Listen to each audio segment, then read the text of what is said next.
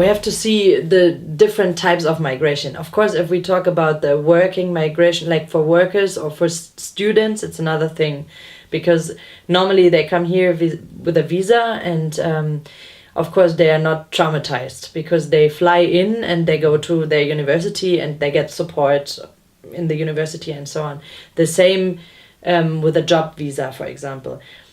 But talking about the refugees or the migrants who have to enter illegally, because there is no legal way, in sense of there is no embassy where you can ask for asylum, for example. You have to ask for asylum in Europe.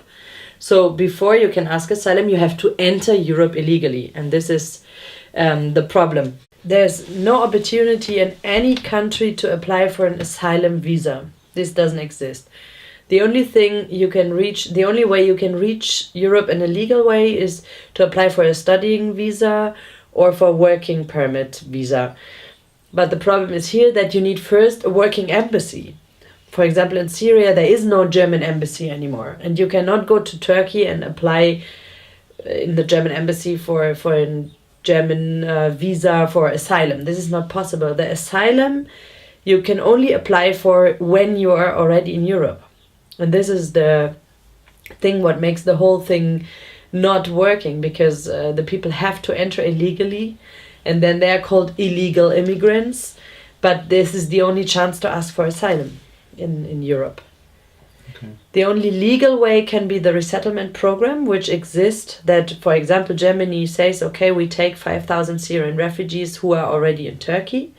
They can come legally to Germany. But also here, the resettlement program is normally of the neighboring country of war conflict. It means the refugees have to leave the war country illegally, enter another neighboring country, because normally the neighboring countries are closing the borders too. And then maybe they have the chance for the resettlement program. But the resettlement program is very, very small still. Very few refugees can be resettled. Another legal way is, of course, the family unification, the family reunion. But this means the father or the mother or the minor has already entered illegally a European country, has got the refugee status, can then legally make the parents and the minor sisters and brothers come. But for example, if the father is in Germany, he has a wife and 3 minor children, and one child is already 18, then the 18-year-old child has to stay alone in Syria, for example.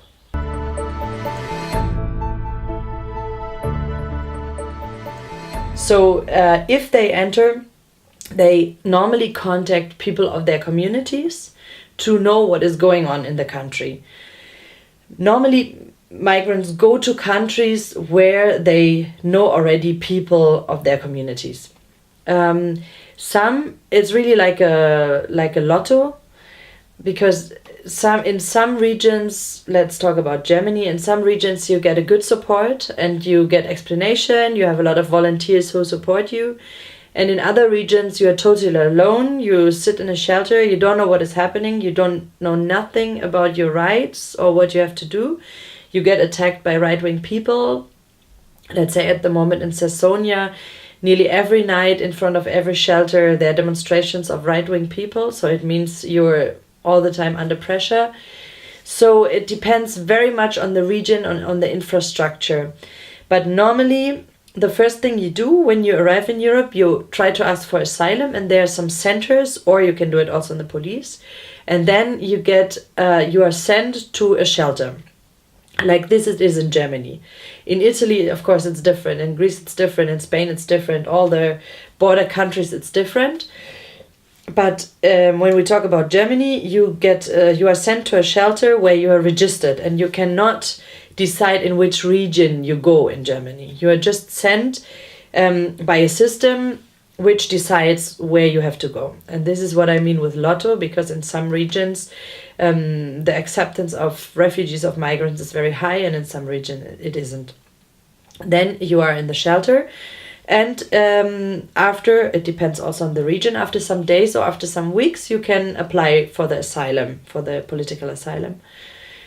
And then after another, like maybe sometimes a year, sometimes some month, you get an interview, you get an invitation for an interview where you are allowed to talk about the reason why you left your country or the reasons.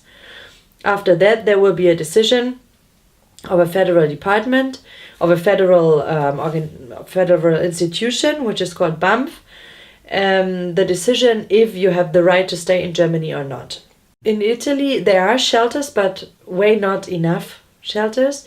Why a lot of arrivals try to cross Italy without being fingerprinted, to cross to northern or western European countries or to Germany, because the European Dublin regulation says that you have to ask for asylum, you have to go through the asylum procedure in that country, what you step in first in Europe.